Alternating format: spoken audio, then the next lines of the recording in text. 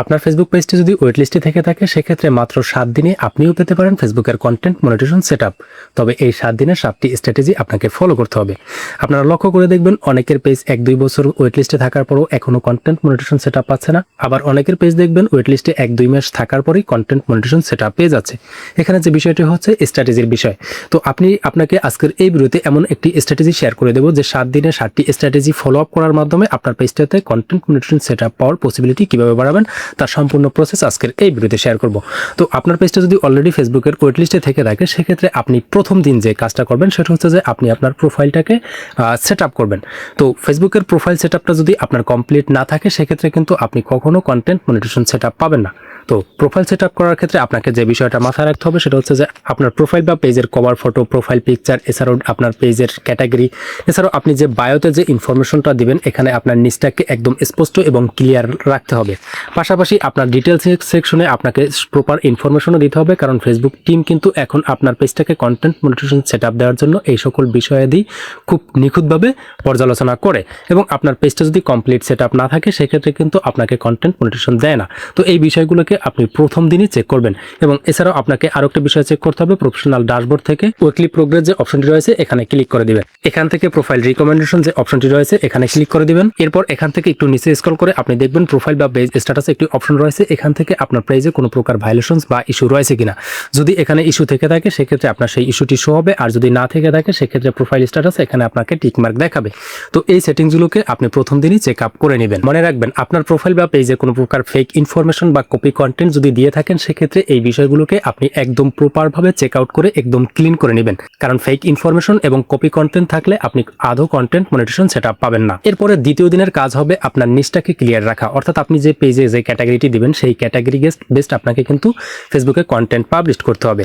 তো আপনি ধরুন আপনার ফেসবুক পেজটাতে ডিজিটাল ক্রিয়েটর দিলেন, বা আপনি দেখা যায় ফেসবুক পেজে যে নিচটা রাখলেন বা যে ক্যাটাগরিটা দিলেন সেই ক্যাটাগরি বেসড যদি আপনি কন্টেন্ট পাবলিশ না করেন সেক্ষেত্রে দেখা যায় ফেসবুক টিম কনফিউজড হয়ে যাবে এবং প্রপার অডিয়েন্সের সামনে দেখা যায় আপনার কন্টেন্টগুলো কিন্তু নিয়ে যেতে পারবে না। তো যে কারণে আপনাকে যে কাজটি করতে হবে, আপনাকে একটা প্রপার নিশ বেসড কন্টেন্ট পাবলিশ করতে হবে। যেমন দেখা যায় আপনি টেক রিলেটেড কন্টেন্ট বানাতে পারেন, ফানি কন্টেন্ট বানাতে পারেন, বা আপনি গেমিং কন্টেন্ট বানাতে পারেন। যেই কন্টেন্টই বানান না কেন প্রতিনিয়ত ওই একই কন্টেন্ট একই নিশের উপরে আপনাকে কন্টেন্ট বানাতে হবে, কারণ ফেসবুকের কন্টেন্ট মনিটাইজেশন দেওয়ার ক্ষেত্রে এই বিষয়টা কিন্তু খুবই গুরুত্বপূর্ণ। আপনার অডিয়েন্স কারা এবং আপনার পেজটা কি রিলেটেড, আপনি কোন ধরনের কন্টেন্টগুলো বানাচ্ছেন এই বিষয়গুলোকে কিন্তু চেক আউট করার মাধ্যমে আপনাকে ফেসবুকের কন্টেন্ট মনিটাইজেশন দিয়ে থাকে। এবারে তৃতীয় দিন, এই দিনটা আপনার জন্য খুবই গুরুত্বপূর্ণ।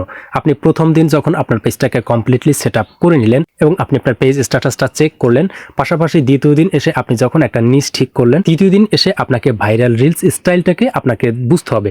যেমন এই দিনটাতে আপনাকে যে কাজটা করতে হবে সেটা হচ্ছে যে আপনার পেজে প্রতিনিয়ত কতটা কন্টেন্ট পাবলিশ করবেন সেই বিষয়গুলোকে সিলেক্ট করতে হবে। যেমন এই দিনটাতে এসে আপনি ডিসিশন নেবেন আপনি প্রতিদিন ফেসবুকে কয়টা রিলস পাবলিশ করবেন। এখানে আপনি প্রতিদিন 2 থেকে 3টা রিলস পাবলিশ করার জন্য আপনি ডিসিশন নেবেন। এই রিলসগুলো হতে হবে কমপক্ষে আপনার 10 থেকে 15 সেকেন্ডের ভিতরে, এবং আপনার প্রতিটা রিলসের 3 সেকেন্ড হুক এবং আপনার ভিডিওতে ফাস্ট ইনফরমেশন এবং স্ট্রং সিটিএ, যাতে করে অডিয়েন্সটা আপনার ভিডিওতে এঙ্গেজিং হয়, লাইক কমেন্ট শেয়ার করে, পাশাপাশি আপনার পেজটাকে ফলো করতে বাধ্য হয়। এই ধরনের সিটিএ আপনাকে ব্যবহার করার স্ট্র্যাটেজিগুলোকে আপনার কন্টেন্টে প্রোভাইড করতে হবে। অর্থাৎ এই দিনটাতে এসে আপনি আপনার কন্টেন্টের দিকে ফোকাস করবেন এবং আপনার কন্টেন্টগুলোকে অপটিমাইজ করা শিখবেন, যার মাধ্যমে আপনার কন্টেন্টগুলো র্যাঙ্কিংয়ে নিতে পারেন। মনে রাখবেন কোয়ালিটি এবং কনসিস্টেন্সির মাধ্যমে ফেসবুকের গ্রোথ আনা সম্ভব। চতুর্থ দিন, engagement boost. Content monetization setup পাওয়ার জন্য এঙ্গেজমেন্ট পাওয়াটা খুবই গুরুত্বপূর্ণ। আপনার ভিডিওতে যদি ভিউজ আসে, এঙ্গেজমেন্ট না থাকে সেক্ষেত্রে কিন্তু আপনি ইনকামও পাবেন না, বা আপনি যদি এখনো মনিটাইজেশন না পেয়ে থাকেন সেক্ষেত্রে আপনার জাস্ট মনিটাইজেশন পাওয়ার পসিবিলিটিটাও হারাবেন। তো এজন্য আপনার কন্টেন্টটাকে অপটিমাইজ করতে হবে এঙ্গেজমেন্ট পাওয়ার জন্য। আর এজন্য আপনাকে যে কাজটি করতে হবে, আপনার কন্টেন্টের ভিতরে প্রশ্ন করতে হবে, এবং আপনার কন্টেন্টে যদি কোনো অডিয়েন্স কমেন্ট করে সেক্ষেত্রে তাদেরকে ইনস্ট্যান্ট রিপ্লাই দিতে হবে। এছাড়াও আপনার কন্টেন্টগুলোকে কোয়ালিটিফুল বানাতে হবে, যাতে করে অডিয়েন্সটা লাইক কমেন্ট কিংবা শেয়ার করতে বাধ্য হয়, যাতে করে আপনার এঙ্গেজমেন্টটা বাড়ে। তো আপনার এঙ্গেজমেন্ট যত বাড়বে আপনার কন্টেন্ট মনিটাইজেশন সেটআপ পাওয়ার পসিবিলিটি ততই বেড়ে যাবে। এরপরে পঞ্চম দিন, কন্টেন্ট অপটিমাইজ করুন। অর্থাৎ আপনার কোন কন্টেন্টটি ফেসবুকে পোস্ট করার কারণে বেশি ভিউজ পাচ্ছেন, কোন কন্টেন্টটি থেকে কম ভিউজ আসছে, সেই কন্টেন্টটিতে কেন বেশি ভিউজ আসতেছে, সেই কন্টেন্টের ভিতরে কি কি ইনফরমেশন দিয়েছেন যে কারণে আপনার সেই কন্টেন্টটিতে বেশি ভিউজ আসতেছে। পাশাপাশি আপনার পেজে কোন ধরনের কোন ফরম্যাটে কন্টেন্ট পোস্ট করলে বেশি ভিউজ আসতেছে, ফটো, টেক্সট নাকি স্টোরি থেকে বেশি ভিউজ আসতেছে, এই সকল বিষয়াদিগুলোকে আপনি অ্যানালাইসিস করবেন। আর এজন্য আপনি ফেসবুকের প্রফেশনাল ড্যাশবোর্ডের যে অ্যানালাইসিস যে অপশনটি রয়েছে বা অ্যানালাইটিক্স যে অপশনটি রয়েছে, এখান থেকে আপনি আপনার ডাটাগুলোকে অ্যানালাইসিস করবেন। এরপরে ষষ্ঠ দিন অর্থাৎ কন্টেন্ট স্কেলিং। আপনার এই দিনটাতে আপনাকে যে কাজটি করতে হবে, আপনার কন্টেন্টকে স্কেলিং করতে হবে, অর্থাৎ নির্ধারণ করতে হবে। এখন আপনাকে সিদ্ধান্ত নিতে হবে যে আপনি দিনে কয়টা কন্টেন্ট পাবলিশ করবেন, কোন টাইপের কন্টেন্টগুলোকে আপনি বেশি পোস্ট করবেন।